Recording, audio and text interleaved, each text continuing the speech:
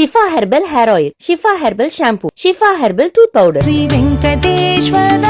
Sri Venkateswara sweets, Mowlivakkam. கண்ணியா பேயான்னு தெரியாம எனக்கு மண்டை வலிக்குது. எல்லாத்தையும் மறந்து வந்து இங்க உட்காந்தா அது எப்படி எடுத்து எடுத்து கரெக்டா குடுக்குற?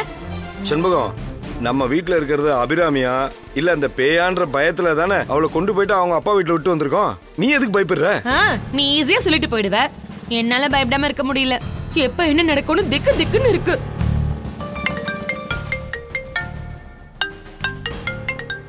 யாருன்னு? அபிராமி தான் ஃபோன் பண்றா. ஒரு நிமிஷம் இரு. இரு, உட்காரு. என்ன? அண்ணியா பேயான்னு தெரியாம தைரியமா தனியா எடுத்துட்டு போற? சரி சரி. இப்ப நான் ஆன் பண்ணட்டுமா? பேயா இருந்தா இங்க பாரு செண்பகம், இப்படி ஏதாவது ஒண்ணு பேசி எனக்கு பீதியை கலப்பாத, புரியுதா? கொஞ்ச நேரத்துக்கு முன்னாடி என்ன தைரியமா இருந்தா இப்போ உனக்கு பீதி கிளம்புதுங்கற. பாத்தியா பாத்தியா? இத பாரு, இதுல நான் போன் நம்பரை குறிச்சு வச்சிருக்கேன். அவளுடைய படத்தையும் நான் போட்டு வச்சிருக்கேன். புரியுதா? அபிராமியின் ரூபத்துல வர தெரிஞ்ச அந்த பேய்க்கு அவங்க போன்ல இருந்து வர தெரியாதா? டெக்னாலஜி எல்லாம் எவ்வளவு இம்ப்ரூவ் ஆயிடுச்சு. கண்டிப்பா அந்த பேய் அதான் இருக்கும். எனக்கு அந்த பயம்லாம் இல்ல. இப்ப நான் ஆன் பண்ணி அவகிட்ட பேசினாக்கா அது அபிராமியா இல்ல அந்த பேயான்னு என்னால கண்டுபிடிக்க முடியும். ஓஹோ, ஸ்பீக்கர் போடு. ஸ்பீக்கர். சரி, ஓகே. அபிராமி செல்லம், இந்த கொஞ்சல் பேச்சுல மட்டும் ஒன்னும் குறைச்சல் இல்ல. வெறும் பேச்சுல தான் இருக்கு, செயல்ல ஒண்ணுமே இல்ல. ஏன் அபிராமி அந்த மாதிரிலாம் சொல்ற? உன் மேல நான் எப்ப பிரியம் இல்லாம இருந்திருக்கேன்? உண்மையிலேயே உங்களுக்கு என் மேல பிரியம் இருந்திருந்தா என்னம்மா பண்ற, ஏதுமா பண்றேன்னு காலையில ஒரு போனு, சாயந்தரம் ஒரு போனுன்னு நீங்க பண்ணிருக்கணும். ஆனா நீங்க அப்படிலாம் பண்ணீங்களா? பண்றதே இல்ல. நான் தான் உங்களுக்கு போன் பண்ணிட்டே இருக்கேன். இங்க பாரு, இவ பேசுறதெல்லாம் பார்த்தா அவ நிச்சயமா உன் அண்ணியா தான் இருக்கணும். பேயா இருக்க வாய்ப்பே இல்ல. ஏன் பேய்க்கு கியூட்டா பேச தெரியாதா? அட போன, எனக்கு என்னமோ என் 6th சென்ஸ்ல அது பேயா இருக்கும் தான் தோணுது. அப்படியே சொல்ற? ஏங்க, பக்கத்துல யார்கிட்டயோ பேசிட்டு இருக்க மாதிரி கேக்குது. யாருங்க? உன்னதான் கேக்குறேன். வேண்டாம், நான் இருக்கேன்னு சொல்லாத. சொல்லாத, நான் சொல்லாத. நான் இருக்கேன்னு மட்டும் சொல்லாத. கால்ல கூட விழுந்து கேக்குறேன். சொல்லாத, நான் சொல்லாத. என்னங்க பதிலே காணோம்? யார்கிட்ட பேசிட்டு இருக்கீங்கன்னு கேக்குறேன்ல, சொல்லுங்க. அது வேற யாரும் இல்ல, செண்பகம் தான். செண்பகமா? அவ உங்க பக்கத்துல தான் இருக்காளா? ஆமாமா.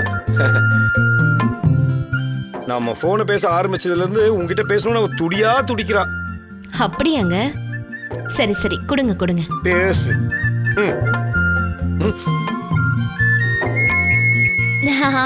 அண்ணி, நல்லா இருக்கீங்களா அண்ணி? நான் நல்லாதான் இருக்கேன். ஆனா செண்பகம், உன் மேல நான் ரொம்ப கோவமா இருக்கேன். கோவமா இருக்கீங்களா? ஏன் நீ என் மேல கோவமா இருக்கீங்க? பின்ன என்ன, உங்க அப்பாவும் அண்ணனும் என்னை கொண்டு வந்து எங்க அப்பா வீட்டுல விட்டுட்டு போனதுக்கு அப்புறம் எவ்வளவு நாள் ஆச்சு. உனக்கு என் மேல உண்மையான பாசம் இருந்திருந்தா என்னை வந்து நேர்ல பார்த்திருந்திருக்கலாம்ல. நான் பக்கத்துல இருக்கும்போது தான் என் மேல பாசமாவும் அன்பாவும் இருப்பீங்க. கொஞ்சம் தள்ளி வந்துட்டா இந்த அண்ணியோட நினைப்பு உனக்கு வரதே இல்லை. எவ்வளவு மனசுக்கு கஷ்டமா இருக்கு தெரியுமா? அண்ணி அண்ணி, என்ன நீ பொசுக்குன்னு இப்படி பேசிட்டீங்க? அண்ணி, நான் உங்களை எவ்வளவு மிஸ் பண்றேன்னு எனக்கு தான் தெரியும். ஐயோ செண்பகம், இதுக்காக நீ சங்கடப்படாத. சும்மா விளையாட்டுக்காக தான் சொன்னேன். நீ என் மேல எவ்வளவு அன்பு வச்சிருக்கேன்னு இந்த அன்னிக்கு தெரியாதா? வீட்ல நான் தான் உங்களை பத்தியே பேசிக்கிட்டு உங்களையே நினைச்சிட்டு இருக்கேன். அண்ணன் கூட உங்களை பத்தி பேசுறது கிடையாது. என் வண்டி சரியில்லை அண்ணி. யாராவது கூட்டிட்டு வர வேண்டியதா இருக்கு. யாருமே என்ன கூட்டிட்டு வர மாட்டேங்கிறாங்க. உங்களுக்கு தான் தெரியுமே நம்ம வீட்டை பத்தி. யாரும் என் பேச்சு கேட்பாங்க?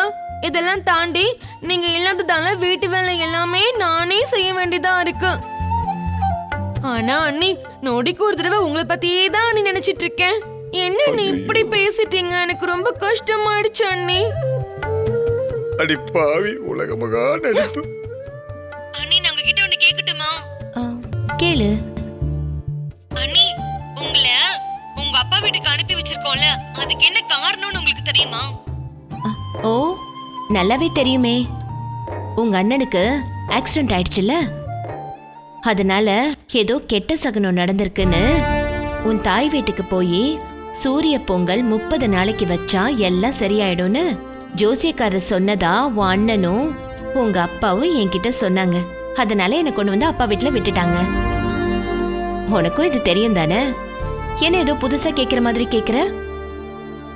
செண்பகம், நம்ம குடும்பத்துல நல்லது நடக்கணும்ன்றதுக்காக நான் எவ்வளோ கஷ்டமான பரிகாரத்தையும் பண்ணுவேன்னு உனக்கு தெரியாதா? அப்படி இருக்கும்போது இந்த சூரிய பொங்கல் வைக்கிறத நான் எப்படி தவற விடுவேன்? அந்த சூரிய பகவானையும் பாளையத்தம்மனையும் மனசார வேண்டிக்கிட்டு தினமும் நான் பொங்கல் வச்சுட்டு தாமா இருக்கேன். வீட்ல எல்லாரும் நல்லா இருக்காங்களா? நல்லா இருக்கோம்மா. ஏங்க, இப்போ கை எப்படிங்க இருக்கு? ஐயோ, இப்போ கொஞ்சம் பரவாயில்லம்மா.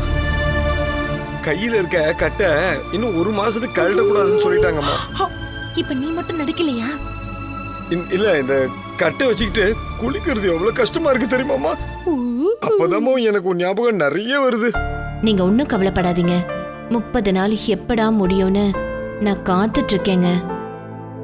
உங்களையும் நம்ம வீட்டையும் பிரிஞ்சு தனியா இருக்கிறது எனக்கு எவ்வளவு கஷ்டமா இருக்கு தெரியுமாங்க? நான் உங்க பக்கத்துல இல்லாதது உங்களுக்கு ஏக்கமா இருக்கும்னு எனக்கும் தெரியுங்க. ப்ளீஸ் கொஞ்சம் பொறுத்துக்கோங்க. நான் சீக்கிரம் வந்துடுறேன். சரிம்மா, வச்சுட்டுமா? நீ நல்லபடியா இருமா. நீ வேலைக்கு சாப்பிட்டு உடம்பு பாத்துக்கண்ணா. சரிங்க. நீங்களும் உடம்ப பத்திரமா பாத்துக்கங்க. நான் வச்சிடுறேங்க. இங்க பாரு, அவ பேசுறதெல்லாம் கேட்டல. நம்ம வீட்டுக்கு வர்றதுக்கு இன்னும் 30 நாள் ஆகுமா. அது எப்படா வரப்போகுதுன்னு அவ காத்துக்கிட்டு இருக்காளாம். ஆமா, பிரச்சனை. செண்பகம், ஆனா ஒருவேளை அவ வீட்டுக்கு வந்தான்னா அங்க வர்றது பேயா இல்ல அவளாவே வரலான்னு எனக்கு ஒண்ணுமே புரியல. அந்த பீதியிலேயே இருக்கேன். ஒன்னே ஒன்னு சொல்லிக்கிறேன். 30 நாள் முடிஞ்சு அந்த பேய்க்கு ஒரு முடிவு கட்டலன்னா வீட்டுக்கு அண்ணி வரப்ப நான் அந்த வீட்டுல இருக்க மாட்டேன் சொல்லிட்டேன். ஏய், அப்படிலாம் நான் உன்னை விட்டுற மாட்டேன், புரியுதா? நான் இருக்கிற வரைக்கும் நீ கூட தான் இருக்கணும், சரியா? அதான் இன்னும் 30 நாள் இருக்குல்ல, அதுக்குள்ள அண்ணியை இங்க வரவிடாம என்ன பண்ணலாம்னு யோசிப்போம். அப்ப கூட அண்ணிய வரவிடாம தான் பண்ணுவ. பேய்க்கு ஒரு முடிவு கட்ட மாட்டேல்ல? வா, உன்னெல்லாம் பேய் அடிக்கணும்டி. என்ன, வீட்டுக்கு வா. ஹலோ, எனக்கு ஒரு வண்டி வாங்கி கொடுக்கற வழியை பாரு. கார் வாங்கி தரலாம். அப்பாவை கேளு, என்னையும் கேக்குற.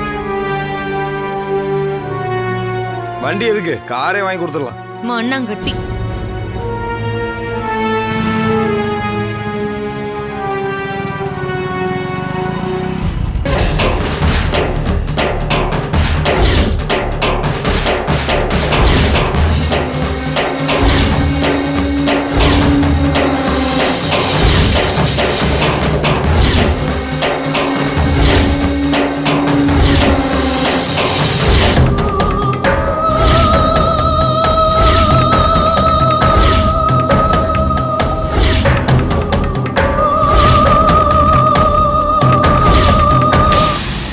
என்னம்மா சொல்ற? அந்த கிழவி உன்னை மிரட்டினாளா? அவ மிரட்டினதோட நிறுத்தலப்பா, நம்ம குடும்பத்தையும் அழிப்பேன்னு சொல்றா. அதுவும் அந்த கிழவி அப்படி சொன்னதும் நான் பயத்துல நடுங்கி போயிட்டேன்ப்பா. ஏ கமலி, எதுக்கு இப்படி பயந்து போய் நடுங்கி வந்திருக்க? அந்த கிழவி உங்ககிட்ட பேசணும் உடனே எங்க குடும்பத்துக்கும் உனக்கும் என்ன பிரச்சனைன்னு கேட்க வேண்டியதானே, தெரியுமா? அண்ணே, எவ்வளவு பெரிய தைரியசாலியா இருந்தாலும் அந்த கிழவி கிட்ட நம்ம பேச்சு எடுபடாது.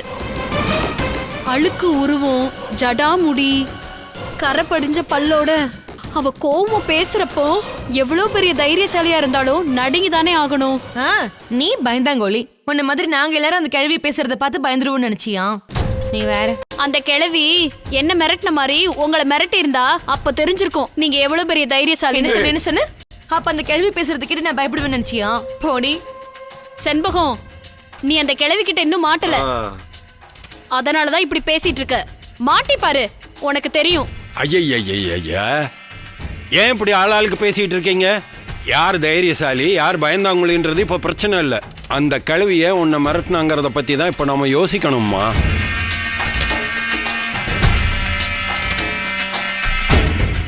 அந்த கிழவி நம்ம குடும்பத்தை பழிவாங்க போறேன்னு சொன்னான்னா அதுக்கு என்ன காரணங்கிறத நாம கண்டுபிடிக்கணும். அப்பா, நான் தான் உங்ககிட்ட ஏற்கனவே சொன்னேன்ல, அந்த கிழவி நம்ம குடும்பத்தை அழிப்பேன்னு சொன்னால. அப்ப அதை யாருமே சீரியஸா எடுத்துக்கல. கடைசியில அந்த கிழவி பாம்பை வச்சு என்ன விரட்டி அடிச்சா. அதையும் உங்ககிட்ட சொன்னேன். வழக்கம் போல அதையும் நீங்க பெருசாவே எடுத்துக்கல. இப்போ அந்த கிழவி என்கிட்ட சொன்ன மாதிரியே கமலி கிட்டயும் சொன்ன அப்புறம்தான் அதோட சீரியஸ்னஸ் உங்களுக்கு புரியுது. அம்மா, அன்னைக்கு நீ சொன்னதை நான் சீரியஸாக எடுத்துக்கலைன்னா அந்த கிழவி உன்னை வேற யாரோன்னு நினச்சி பயமுறுத்தி இருப்பாளோன்னு நான் நினச்சேன். ஆனால் கமலியும் அதையே சொல்கிறான்னா அப்போ அந்த கிழவி நம்ம குடும்பத்தை குறி வச்சு தான் சொல்லியிருக்கான்னு தெளிவாக புரிஞ்சிச்சு. அந்த கிழவிக்கு நம்ம குடும்பத்து மேலே அப்படி என்னதான் பகை? எதுக்காக நம்மளை பழி வாங்கணும்? ஒன்றுமே புரியல. எனக்கு ஓரளவுக்கு புரியுதுப்பா. இப்ப என்ன உனக்கு புரிஞ்சிருச்சு?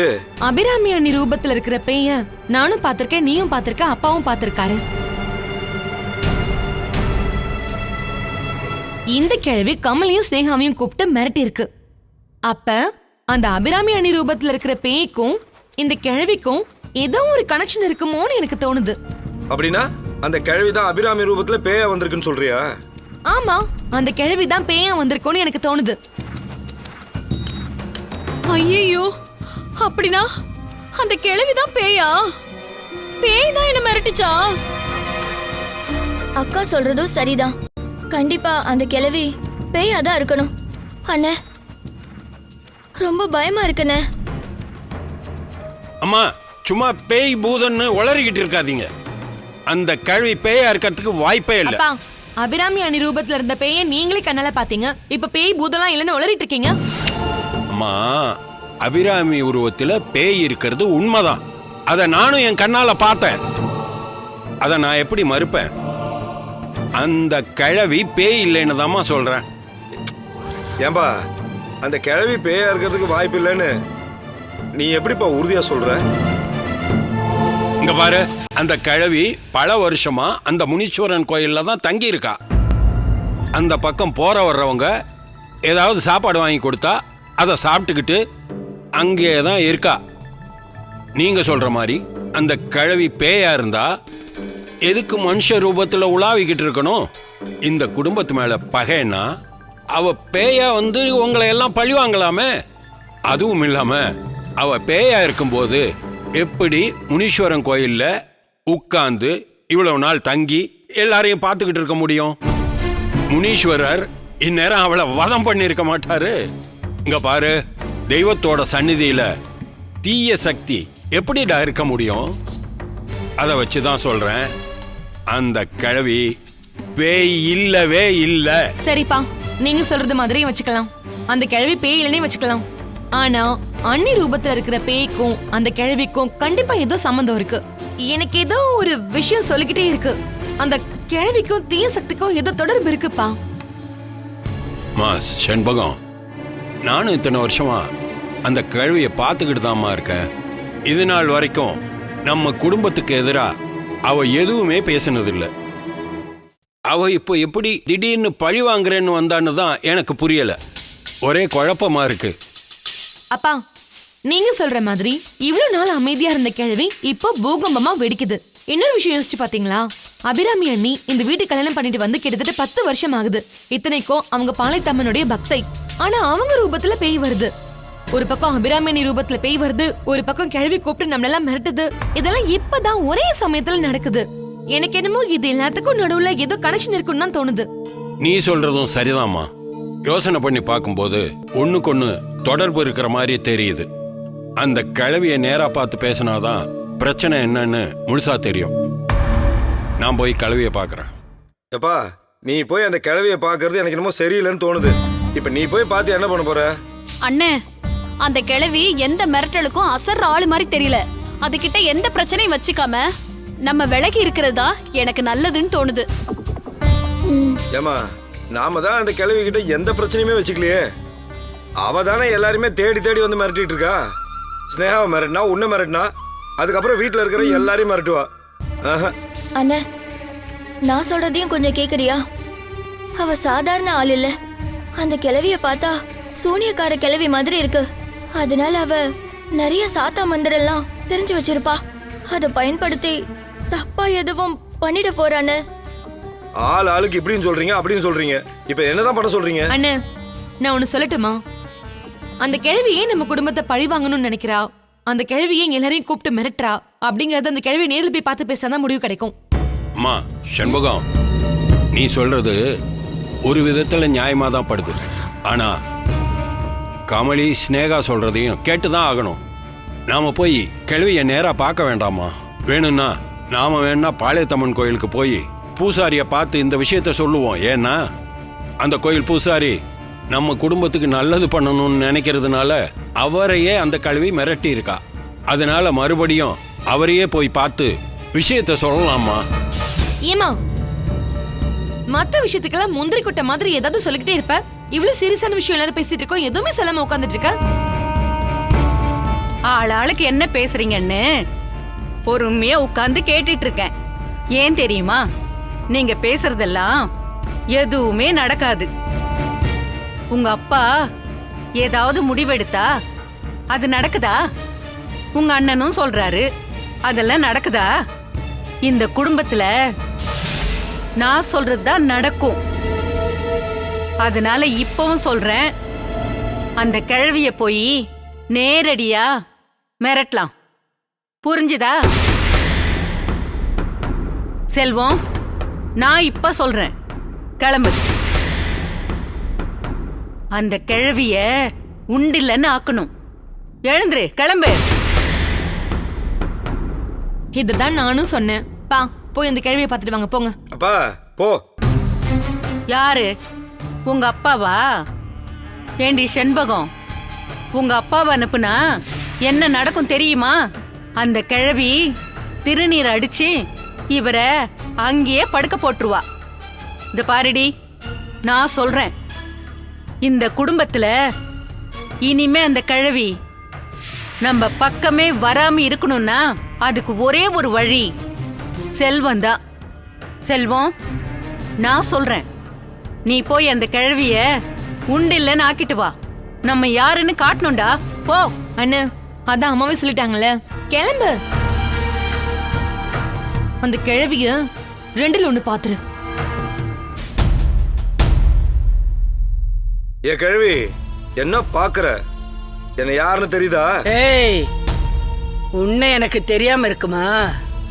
உன்னை மட்டும் இல்ல, உன் ஒட்டுமொத்த குடும்பத்தையே அறிந்தவள் நான். உன் வம்சம், குலம், கோத்திரம் எல்லாத்தையும் அறிஞ்சு தெரிஞ்சு மனசுல வச்சுக்கிட்டு இருக்கண்டா. ஓஹோ, என் வம்சத்தை பத்தி உனக்கு தெரியுமா? அதான் அழுத்தம் திருத்தமா சொல்லிட்டனே. என்ன ஆச்சரியமா இருக்கா?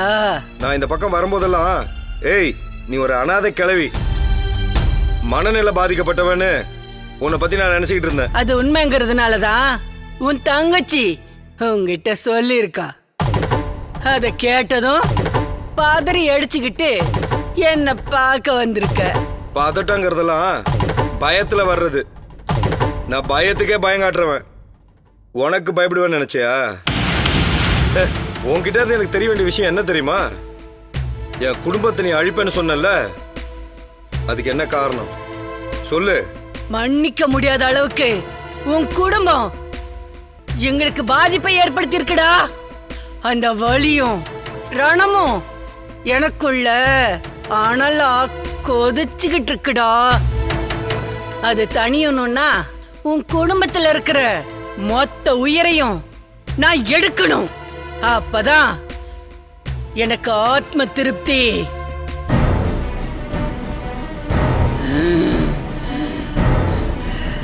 உன் குடும்பம் மொத்தமும் ஏன் கையால அழினுங்கிறது தான் விதி.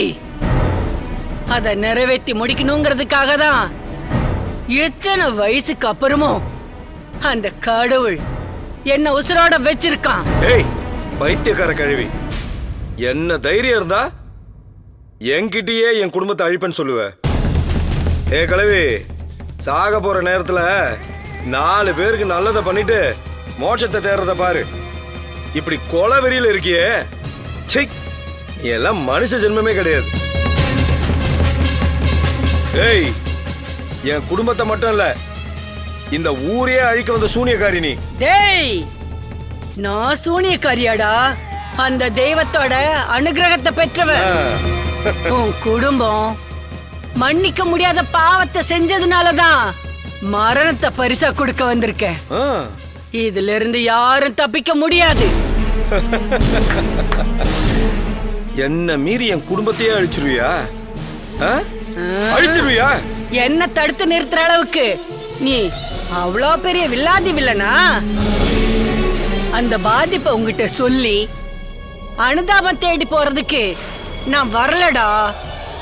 எனக்கு ஏற்பட்ட பாதிப்பு உன் குடும்பத்துக்கு எப்படியும் ஏற்படுத்தி முடிக்கணும்னு தான் வந்திருக்கேன்.